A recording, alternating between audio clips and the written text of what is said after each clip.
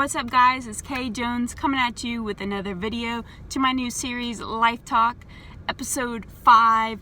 This video is going to be about the climate change protesters, which has been something really recently happening in the media.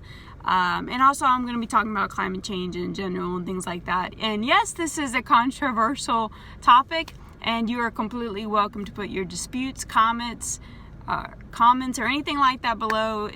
All happiness, no judgment, and it's all good. People really think if I just throw these videos up and just start talking about subjects. No, before every video in this series, I actually do a pretty big prep on everything that I talk about.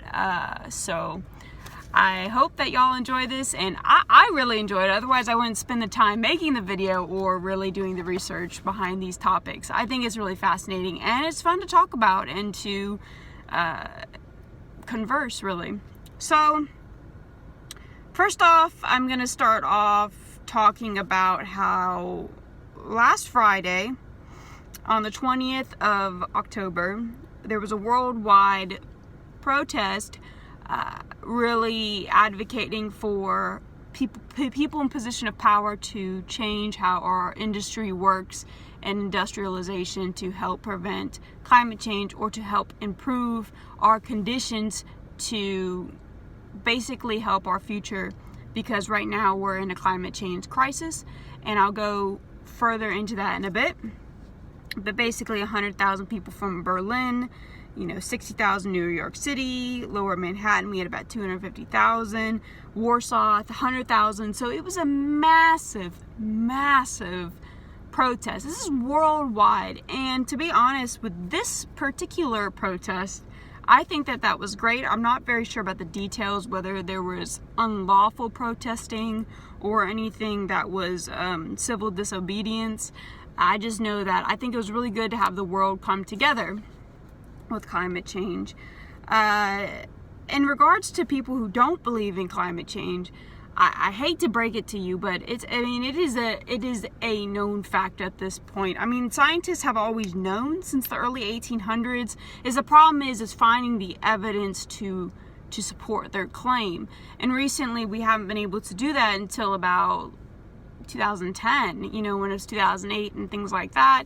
We had a bunch of people saying, oh, it's fraud, it's this and that. Well, it's by textbook definition happening, guys. And if you want more information on that, I'm going to link below climate change under NASA. It's a .gov, so it's a government website, and NASA puts all their evidence and claims on it. And I'm also going to do nature.com, which is not government funded. It's just a research organization. I think they do a really good job. And CO2, yes, will make our atmosphere warmer and our planet warmer, and it's already showing in the data. As for CO2 emissions, China is ranked number 1 with 27% of the industrial emissions coming from them. United States, 15%, ranked number 2. European Union, 9%. India, 7%. We've got Russia, 5%. And Japan, 3%. Which is amazing, because Japan is 3% of the CO2 emissions, and yet they are a huge industrialized country. They're small, but still, they do a lot of manufacturing. So, I mean, we went from having 1.95 billion tons of CO2 in the early 1900s, and now in 2018 we have 36.83 billion tons of CO2 in the atmosphere. So we multiplied by 36, so 36 times more in billions tons, which is just insane. So I just think that the numbers, it's scary, and I'm going to link those in the bottom of the description. I don't want this whole video to be around climate change and the stats and the statistics. People are going to believe what they believe, and I can't tell them in my high school advanced classes and my university textbooks, it's all proven and it's in textbooks. It's just a concern. I'm scared, and I think it should be acknowledged. And I think Friday was a well-done protest. Overall, I don't know. But on Monday, we kind of had a little bit of a scare there. We had some Washington, D.C. protesters, and it was about a 3-hour-long protest, and their goal was to shut down the city. I don't think that that's the best way to go about protesting, but to them, by shutting down the city, they're demanding that people in power basically would address the climate change. And I understand that, but the people in power are mostly Congress, and for the United States at least, Congress and our president. And Congress and Donald Trump have been shown that they are not really interested in, preventing climate change or helping anything hedge against it, because most of Congress and Trump have rolled back environmental regulations under the Trump administration, and that's been a shame. But nothing will be addressed immediately. In fact, I don't think the president or our cabinet cares. But it can't be addressed immediately. Do they bring up a point? Absolutely.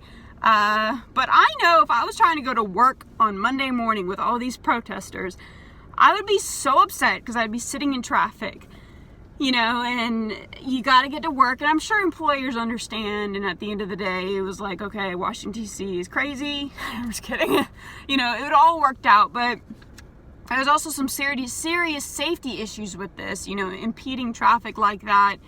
You've got where ambulances can't get through. What if a pregnant woman was in labor and she couldn't get through the traffic, or any kind of emergencies like that? I just don't think that's the best way to protest. And there was 26 people arrested across DC for impeding traffic, for the most part, that I understand. And I don't think that you should impede traffic to protest. I understand you want something to be done now, but you're talking to our government, who's in the position of power with more of a conservative mindset. And there's nothing wrong with a conservative mindset, but when it comes to climate change in particular, the 19th and 20th century has all been about industrial growth, economic growth, improvement. I feel like it's inevitably going to be in the 21st century about survivability.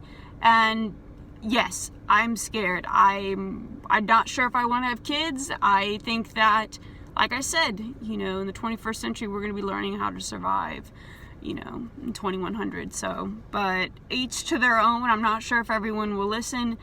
And I don't think it's too late to change things, but we'll have to do it quick before the year 2050. If we want to have any kind of effect. A lot of the comments from protesters included that it'd be a different type of action than Friday's protests, and that they will be engaging in civil disobedience. I completely agree with this, and I think when you do anything that involves that's against the law, you're making your point not valid. A lot of feminists do this, and social justice warriors, and I don't think instead of people listening to what you're trying to advocate and what message you're trying to get to everybody, they're more thinking about, wow, those people are idiots, they are doing this, this, and this.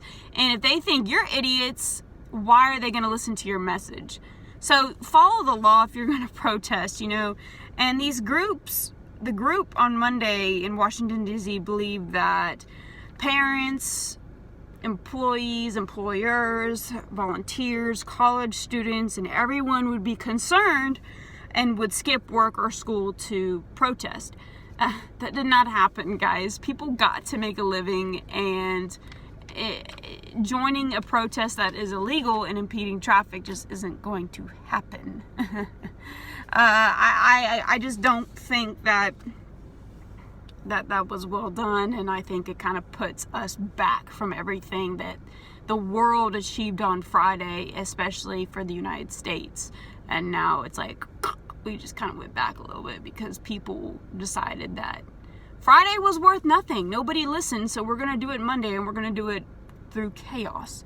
The safety issues is my biggest concern with that. Is you are being selfish by not thinking about, hey, people got bills to pay, people got medical issues, and there could be emergencies going on, and they cannot get past this protest, without running people over. There's things behind the scenes that people aren't aware about. So if you're going to protest, I'm all for it, especially with an issue like this that is real and is a big concern for our world. We only have one planet, and at this point we're using it at the rate of 3 planets, and I'm very concerned. I don't know what to do personally. I can try to speak out, but at the end of the day, I know that not everyone believes in climate change, which I don't understand that. It's not a belief, it's a fact.